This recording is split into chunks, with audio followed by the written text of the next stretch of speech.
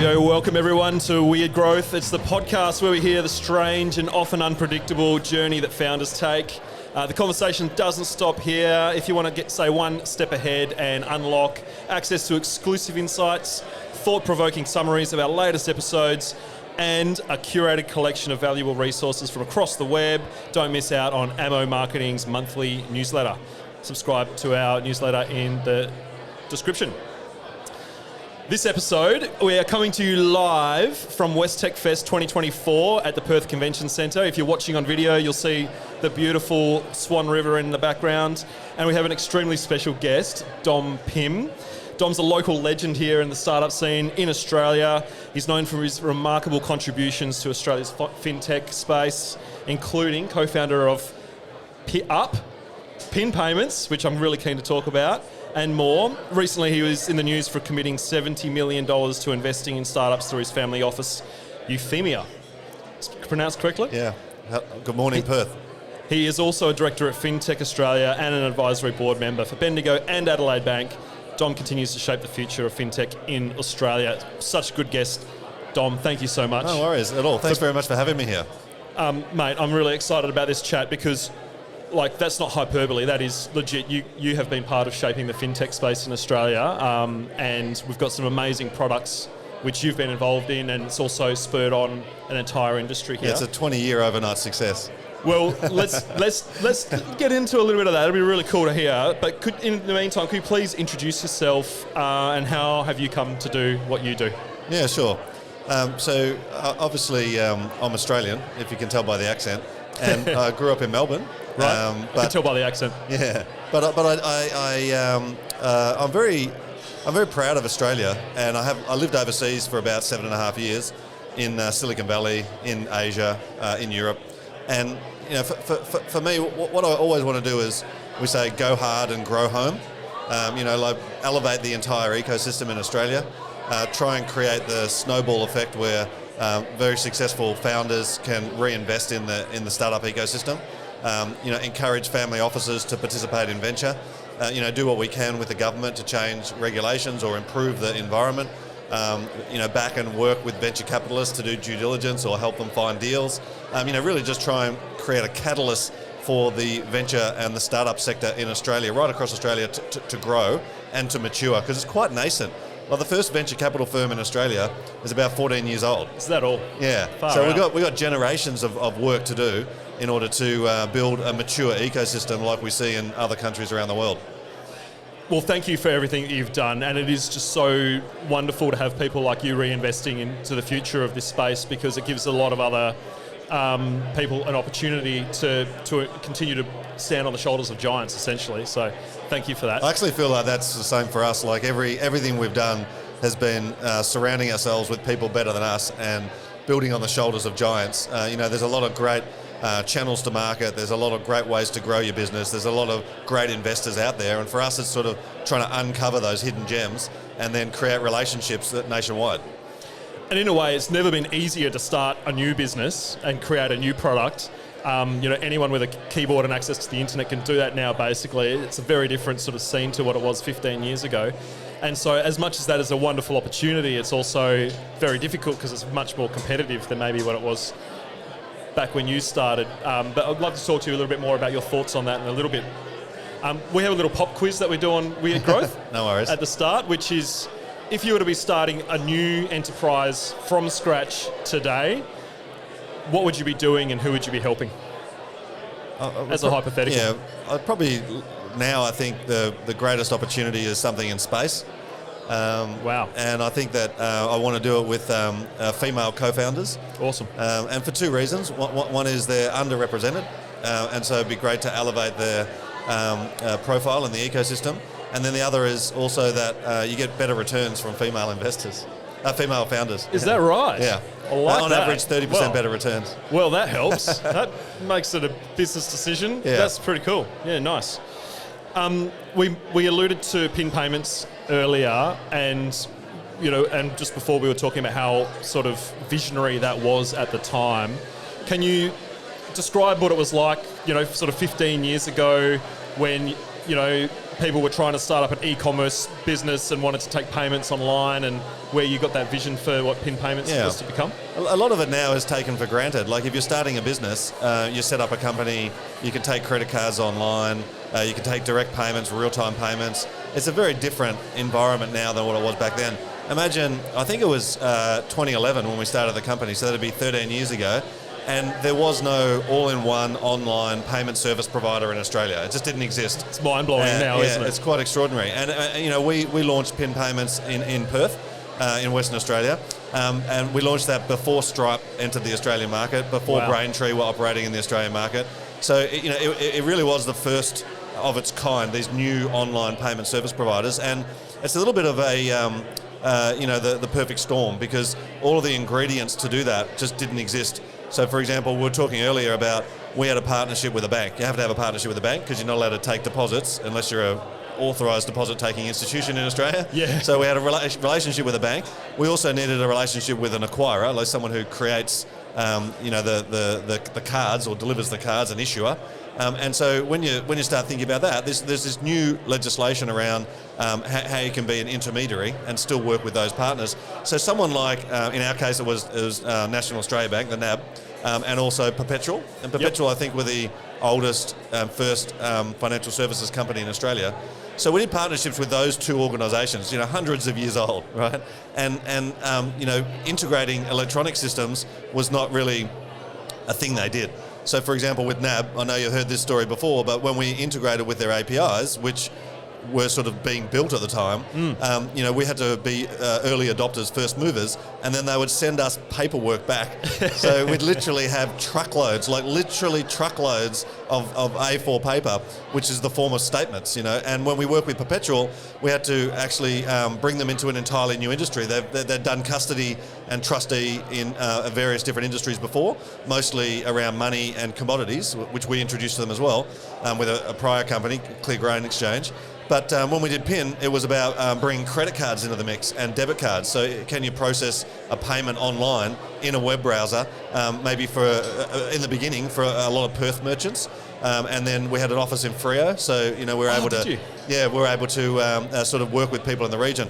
But I want to preempt something you might ask, which is, what was the catalyst, or where was the momentum shift between launching something new and then actually growing it into a business? I was definitely going to ask that. Yeah, so for me, just to put it in perspective for people that don't know how long ago 2011 was, we met the Collison brothers who started Stripe.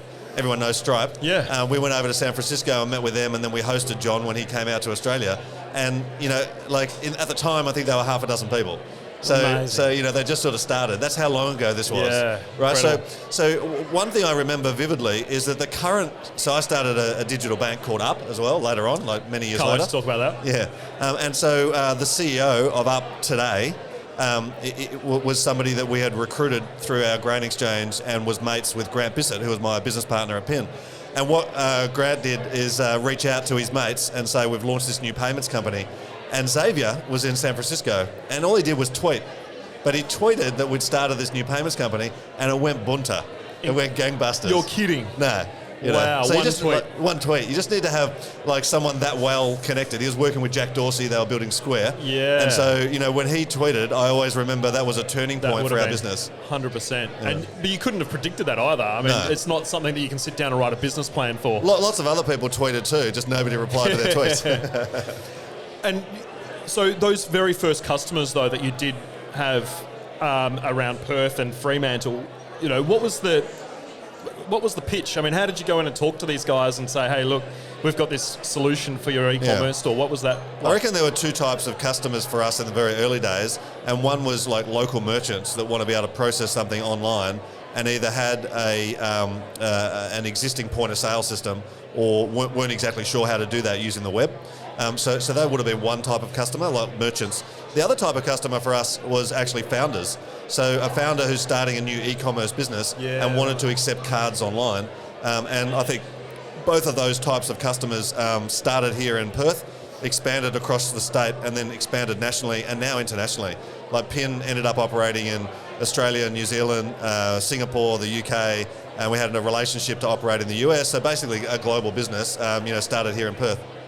So amazing that it happened here in Perth. And do you remember the point beyond that tweet when you realised, hey, like we're onto something here, this is working? You know, we talk about product market fit, right? And I've read a fantastic description of what product market fit feels like is if you're wearing a meat suit in a dog park. Do you remember that feeling? Oh yeah, absolutely. I mean, imagine in 2011 you come up with an idea. By 2012, I'd actually already started another company, and Pyn was just starting to get its legs. So for me, what the current CEO of Pyn is someone I went to university with in Melbourne. And I actually reached out to him, and he was a very, very successful founder. He started a company called Nitro PDF, and it's the second largest PDF company in the world behind Adobe. And there were 4 founders in Melbourne. Anyway, so I reached out to him and said, what are you doing? And he was in his 20s, he was basically retired. And so I said to him, I've started this new company, and I need someone to come in and help run the Pyn business. He came in and helped Grant Bissett, and we scaled that business to the point where he became the co-CEO, and now he's the CEO of the company. Yep. And you know, an extraordinary talent, but also someone that had a vision for the company. And I think Grant Bissett, to his credit, I asked him what he wanted to do with his career before we started Pyn, and he said to me, I've got 10 things I want to do, and we never got past number 1, because number 1 was fixed payments in Australia. Yeah, that's a massive. And we are still, 13 years on, it's still a changing. You know, we still have improvements to make in this space, right? And so a couple of years ago, we sold Pyn, and we Stripe tried to buy us a couple of times, and then they did due diligence and all that sort of stuff, and interviewed all of our staff and everything. But we ended up selling to Checkout, who's like their largest competitor in Europe, and that was really great. But one thing we did as part of the sale was we got to keep the name. So the name Pyn Payments continues on. We operate now as a subsidiary of Checkout.com. Okay. But cool. we basically focused on the Australian operation. Yep. Because they already had very strong operations everywhere else. And when they acquired us, they were about $1 billion company. Now they're about a $40 billion company. Far out. That was a good acquisition. Yeah. You mustn't have been busy enough. You said that you started a new business while you were at Pyn. What was that? Yeah, it was Ferocia, which was the parent company of Up. Okay. So Ferocia was a software company, a technology company based in Melbourne. We actually recruited a couple of our best software engineers here in Perth, and we ended up with sort of a multifaceted team, a diverse, dynamic team that had come from all over the world. And basically the idea was, who are the best people we ever work with, and how do we get them to Melbourne so that we could all work together? And after 6 years of building software for banking, for the big banks, we got pretty frustrated, and we ended up launching our own bank. Today, Up has over 1 million customers, and we're the fastest growing bank in Australia, and we're the number 1 rated bank in Australia. And when we got acquired, which was 3 years ago, we got acquired by Bendigo and Adelaide Bank, and they're the 5th largest bank in Australia. Yep. When they bought us, we were about 60 people. Now we're about 200 people. But also in those 6 years since we've operated, we've contributed 90% of the growth of the entire Bendigo and Adelaide banking group. Unbelievable. Up is just such a fantastic, firstly, brand and product, and there's not many under 30-year-olds, I suppose, who either don't use it or haven't heard of it in Australia. In the next couple of years, we'll overtake the Commonwealth Bank as the largest bank for under 35s in Australia. So all the young people, basically the entire next generation of Australians is now learning financial literacy, financial well-being, using Up. It's quite extraordinary. It really is. And, you know, you've got a few tailwinds there, which, you know, the move to cashless society, you know, it's something you've probably contributed to in a way with Pyn. And also just this sort of almost distrust of traditional financial institutions, particularly amongst young people. There's not many weeks that go by where you don't hear of some bank doing some nefarious thing, like charging you $3 to get cash out at a branch, things like that. What do you think was the thing which helped you cut through with the Up brand? Yeah, I think in terms of customer-facing cut-through, I can cover that. But before I do, I want to talk about the people. Yes. Like, what makes a great business is people. And I think most of the people here today at West Tech Fest probably don't realise how important Perth is to that equation. Perth and Freo were where we had our offices. And what we did at Pyn was we actually spun out another company, which is a company called Billkite. And there's a great founder. The two founders are Tim Lucas and Keith Pitt. Keith is a Perth boy as well, and he was working at Pyn when he came up with the idea to build a continuous integration and continuous deployment platform. And it's now one of 3 of the largest ones in the world. What does that mean? So it means that every company in the world that deploys software to customers either uses GitHub, BuildKite, or GitLab to do that.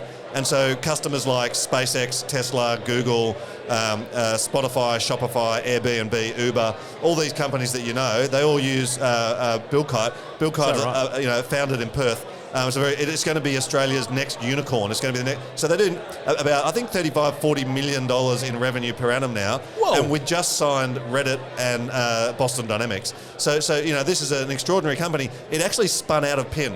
And so what I wanted to say is that the people are the most important. There's another person I mentioned before, the guy who did the tweet, Grant Bissett, co-founder in Pym. He moved to Melbourne as the first employee of Redbubble. And Redbubble went on to great success as a sort of a Silicon Valley, company. Yeah. One of the first people he employed was Xavier Shea, who he recruited out of university, and he's now the CEO of Up.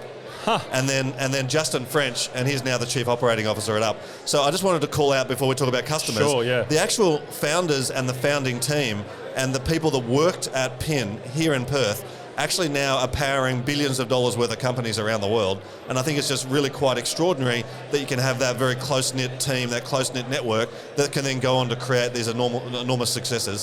So I just want to say that first. Thank you for pointing that out, Dom. It's super special. It's something that definitely flies under the radar. Nobody knows these stories. And for me, the most important thing for our nation, for Australia, is to tell the stories and tell them local so that people understand the impact that we're having on the broader sort of economy globally and the startup community. So back to your question, I got sidetracked. 100%. But for me, I can remember the inflection point for each of the companies. So if I look at Pyn, we've already talked about Xavier's tweet. Yes. If I look at Up, I remember we went to the PAX Festival, which is 100,000 people at a computer gaming conference. It's one of the largest in the world. And it runs over 3 days in Melbourne. And one of the very first conferences, the first conference that Up ever did. And when we went to that conference, the way I like to say it is that we were growing rapidly, but we didn't have really any computer gamers in our customer base. And then after the PAX conference, about 30% of our customers were gamers. Wow. And so we got into this really tight-knit community of people that just became passionate early adopters and became massive advocates telling all their mates. So now, today, over 80% of our growth is word of mouth. It's extraordinary. It really so is. that was a real inflection point. And then we also had Pause Fest. And the Pause Festival in Melbourne, it doesn't run anymore, sadly. But when it was running, the Pause Fest in Melbourne was one of those ones where I felt design, technology, business and banking all come together.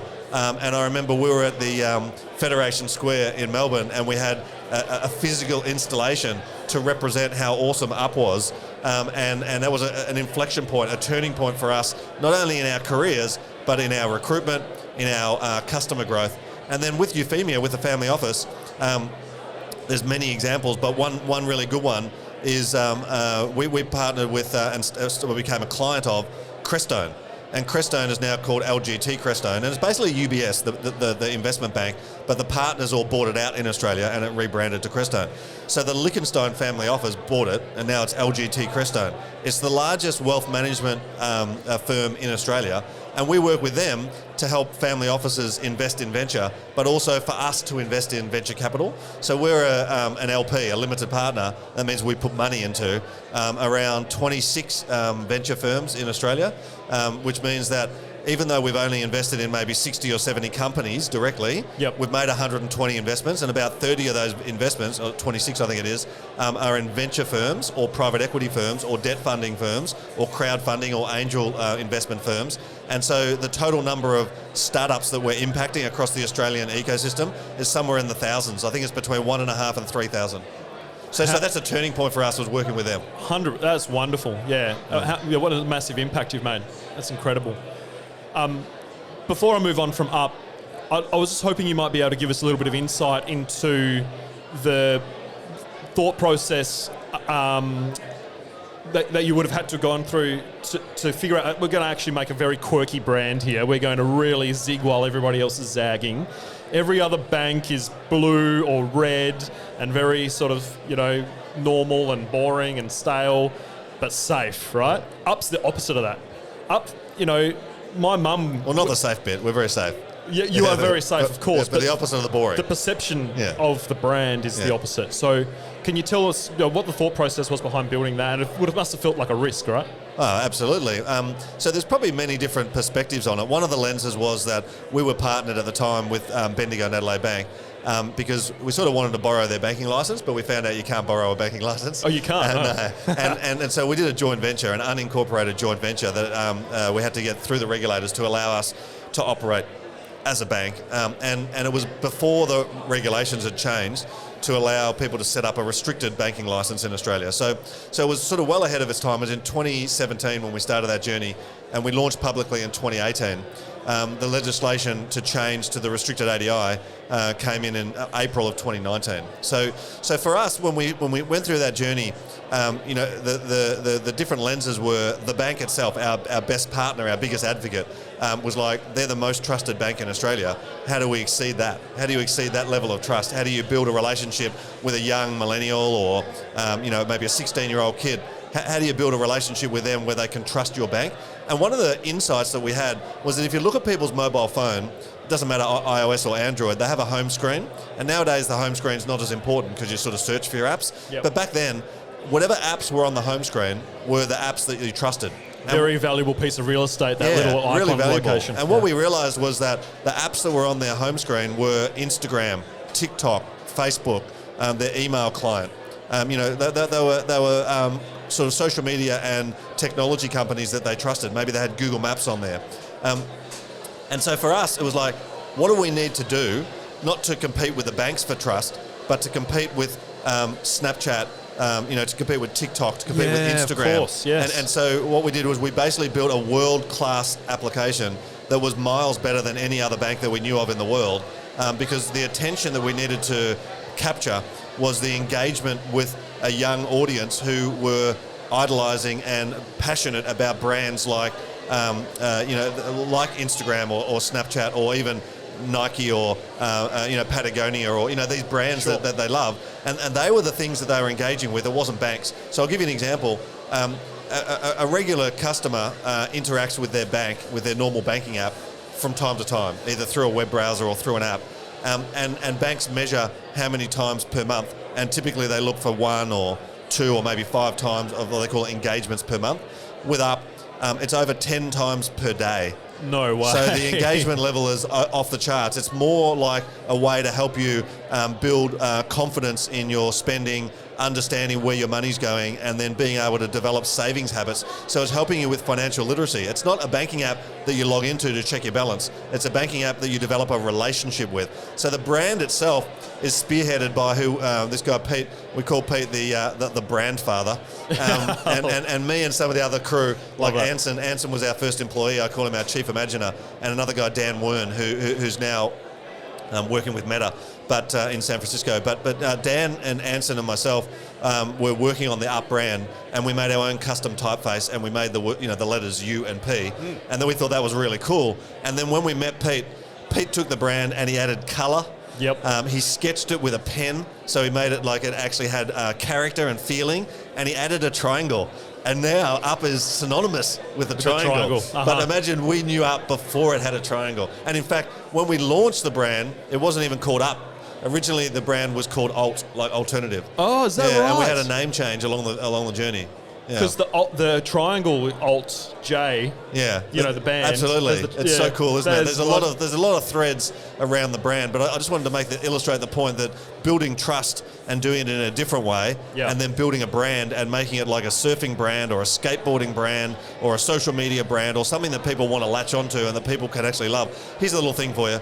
It's a bit anecdotal and it's a bit sort of hack. But a lot of people will measure their NPS or look at sort of data metrics and try and analyse to work out how popular their brand is. We had a look on the App Store and the Google Play Store, and also looking at social media and looking at how many times Australians use the word love or the love heart emoji to talk about a bank. And here's the stat for you. And it's a little bit old now, but when we looked at it, Up was mentioned as being loved by more than 4 times every other bank in Australia combined. And the other uses of love is probably love to hate these banks. Yeah. That is very cool. But you said it was the opposite feeling, and it is. In Australia, we have the tall poppy syndrome, and nearly everyone hates the big banks. And you don't see people walking down the streets in Perth, St George's Place or whatever, wearing a T-shirt of Commonwealth Bank or Bank West or whatever, but you do see them wearing it for up. You certainly do. It is just such a wonderful brand and product experience, and it's world class. You're right. It does feel like a game, or a very kind of like fun brand experience. When you talk about gaming, TikTok had launched a new feature, which was gamification of your feed. So when you're scrolling, this is a few years ago, when you're scrolling through TikTok, it sort of jiggers a bit and then stops, and then you get like this sort of sponsored, engaging advertisement. It wasn't available in Australia, so they were looking to launch it in Australia. And so we partnered with them and became the first in Australia to do it, but we also became the first bank in the world to do it with TikTok. And what we did is we created a game which is augmented reality. And so what happens is, as you're scrolling, it sort of starts hovering and you see the up logo appear, and then money, virtual money, starts falling out of the top of your phone. And if you hold your phone up in the sky, you can catch the money with your mouth like this. And so if you catch the money in your mouth, whoever caught the most number of coins, which was over 200, I think, whoever caught the most number of coins actually got to win a prize. I think it was like $10,000 or $1,000 or whatever it was. And so we created a little gamification, and it was the first of its kind in Australia and the first bank in the world to do it with TikTok.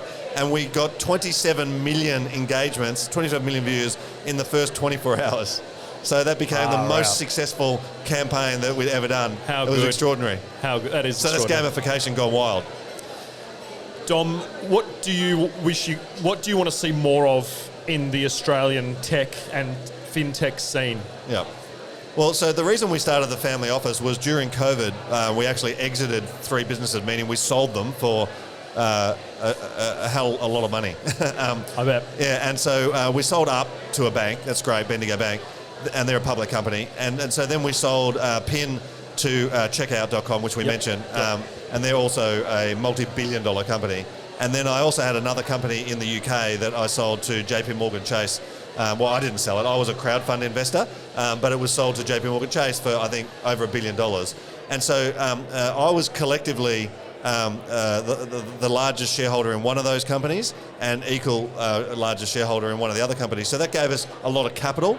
So what we did is we set up Euphemia. And Euphemia is really the family office. And a family office is just a group of us in the family and other people helping us to invest the money. And so what we did is we took all that money and then we were investing it back into the startup sector in Australia, probably about 80% or 90% of it. So it's really sort of paying it forward and reinvesting in the next generation of founders so that they have the opportunities or better opportunities than what we had when we got started decades ago. And what is your family office thesis, if you have one? What are you looking for? What do you want to see more of? Yeah, so we do have a strong thesis. So Judy Anderson-Firth was our first recruitment and our first person that we hired. And she's the group CEO for the whole of the family office, for everything we do. Public markets investments, venture capital investment, property investments, the whole lot. She runs it all. And we've even launched a new fund. We actually got our bank account today for the new fund as a fintech fund. I can talk about that too. Cool, but anyway, so Judy is totally awesome. I introduce myself now as the guy that works with Judy because she was the CEO of the Startup Network, which is the largest group of startup founders in Australia, has over 75,000 members. And so she's more connected than me. She knows more about this stuff than me. So I just, she's on maternity leave at the moment, so I have to sort of hack it. But so anyway, what we did is we got together with her and she had a process that she took me through. And she said, right, Dom, I want to get everything out of your brain and get it out on the whiteboard or out on butcher's paper, on sticky notes. And we want to work out how do we change the world? What is it that we do with this capital? And how do we do good? Huge. And so we started a foundation to help people in need. That's one thing. The other is that the thesis that we set up eventually is that we invest in fintech, because I'm Fintech Leader of the Year 3 times in 2022. I sit on the board of Fintech Australia, so I'm sort of Mr. Fintech, so that makes sense. I've had a lot of fintech companies. But also we back female founders and underrepresented founders. So we try to skew to investing in women because about 53% of the global population are women. So it's the largest niche, obviously. True. A huge niche. And about 3% of the capital goes to women. So there's a 50% gap. And so for us, if we can help close that gap and be leading investors in the Australian marketplace, we think we can help change that dynamic. And so we also look at underrepresented founders because although women is the largest underrepresented niche, there's First Nations, there's lots of people across different spectrums, that don't have the same opportunities. So, there might be foreign nationals or immigrants. They might not have access to the same capital that we do. They could be across the gender spectrum or whatever it is. So our first thesis is fintech. Our second is women and underrepresented founders. And the third is climate tech. And it's something I've been investing in for about 25 years. So for me, they became the three leading parts of our thesis. And one other one emerged, and actually BuildKite, who we mentioned earlier, a great Perth-founded startup, BuildKite powers not only those awesome brands that we mentioned earlier, but basically every startup in the world. And so what we realised is there's another part of our thesis, which is infrastructure. So we were the first and the largest investors in Birchal, and Birchal is the largest crowdfunding platform in Australia, and it controls more than 70% of the crowdfunding market, right? Yeah. So imagine Birchal and Aussie Angels, who helps with syndicates raising capital for new startups, and then Cake Equity, who manage the cap table. Yep. So we're investors in all of those companies, and also say Amber Electric, right, that are doing wholesale electricity. Every single startup needs electricity, needs a cap to manage their cap table, needs to raise money, whether they raise money from Birchal or whether they raise money with Aussie Angels, or whether they do it with Tractor Ventures for debt financing. We're investors in all of them. It's all the picks and axes. And so all the picks and axes, and then they deploy software using BuildKite. So we used to call it Dom Enterprises. Now it's like the Euphemia family, the Euphemia portfolio network. And so we started a new arm of our thesis, a fourth arm, which is backing infrastructure startups, particularly great Australian ones, that power other Australian startups. Awesome. I love that. Yeah, it's maybe not the most sexy thing, but it's the most integral, really. Yeah, and I very casually mentioned the fintech fund. It's called Triple Bubble. We started out as Finamp, but there's obviously a big financial services company in Australia called AMP. And then we thought we'd change it to FinForce, but then Salesforce pretty much own every derivation of the name Force. So we ended up with Triple Bubble. And I'll tell you the reason why is that I explain it to everybody that we're the first of this type of fund in Australia, where we actually invest in public companies, public fintechs. It's fintech specific, stage agnostic. So we invest from pre-founding all the way to post-IPO. Gotcha. And the triple bubble bit is that we invest in public companies, public fintechs. We invest in new startups, so primary equity, and we invest in secondary equity. And we're the first fund of that kind in Australia. Very popular in the US and Europe, but no one else is doing it here. And so a double bubble fund will invest in primary and secondary, and then a triple bubble fund does primary, secondary, and public company. Yeah. Gotcha. Dom, we're getting to the end of the chat. I've got two last quick questions for you, if that's okay. The first is, what is the one gadget, tool, device, thing that makes your life better every day that you couldn't live without? My Tesla. Your Tesla? Yeah, so... what have you got, a Y model? No, I have a Model S. Bought one of the first Model S's in Australia in 2014. Wow. So I ordered it in 2012 when the Model S was announced, and then a bunch of them arrived in Australia in 2014. So I remember I picked it up and it was one of the first. An OG. But then a couple of years later, or about a year later, they announced the new Model S, which was the P100D. So I ordered that, and I ordered it in August when it was announced, and it shipped, and I picked it up in Australia. 4 of them were shipped to Australia, and I was the first person to pick it up. So I actually got the first P100D in Australia. And I got autopilot at the time, full self-driving as well, and it didn't even exist yet. And I remember one day I got the kids and I went out into the Tesla, and we're just going down to the local Bunnings to pick up some hardware or whatever, for a little DIY project. And we got in the car and we got a push notification saying that we now had autopilot. We now had full self-driving. I couldn't believe it. So the car itself actually, cool. Takes me places. I can drive to Sydney or drive to Adelaide. We even take it down to Tasmania on the ferry on the boat.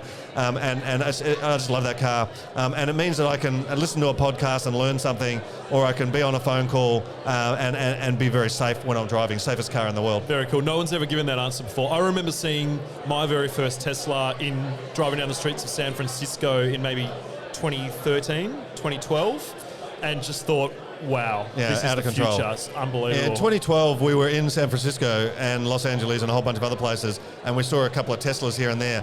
And then we flew over to Boston. And so when the first Model S was released in the US, we took it for a test drive. Wow. And that's why I ordered it, yeah. Yeah. And then Dom, a little bit of a deeper question to wrap up is, what is your one big piece of advice for founders who are looking to start out and grow? Yeah, so I would say if at first you don't succeed, try again. So I've founded maybe more than 20 companies in my time. Have you? I've only exited a few of them so far. Yeah, right. And so, you have ups and downs. I remember the GFC. I remember that I was living in South Korea when the Korean financial crisis hit, and we lost our venture capital. I remember, the recession we had to have, obviously the COVID pandemic, all these horrible economic circumstances that have happened over the last few decades. And I'm still here, I'm still persisting, and I'm still making new startups. And so my best advice to a new founder is, if at first you don't succeed, try again. Thank you, Tom.